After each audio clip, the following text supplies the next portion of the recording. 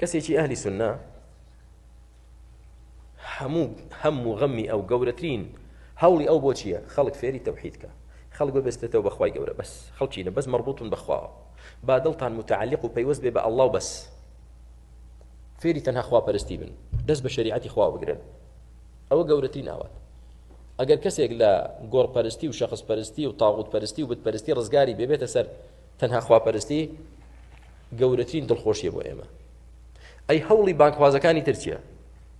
شەو ڕۆژ کاکەم حکوومەتە گەندەڵە، برام ئەم حکوومەتە فاسدە، کاکە دەبێ بیگۆڕین، کاکە دەبێ دەنگمان بۆ بدەن، برام ئەم کورسیە ئێمە باشترین بۆ ئێمە بێ، ئەم کورسیە بۆ ئەوان نابێت، بەس ئێمە بێنی سەر کورسی بزانە چ دەکەین. ئەی خەڵک هانە بۆ غەیری خوا دەبا، شەریک بۆ خوا دادەنێ، بیدعە دەکا، خوڕافە دەکا، لە قورئان لا دەدا، حکم بە شەرعی خوای گەورە ناکا، هەر یەکەی بە دابوونەریت و عادەت و شێوازێک ئیسلامەتی و دینداری دەکا، هیچی گرفت نیە، هیچی کێشە نییە، کاکە کێشەکە بەس ئەم کورسیە بکەوێتە دەزێمە خەمتان نەبێ، دنیاتان بۆ دەکەینە شامی شەریف.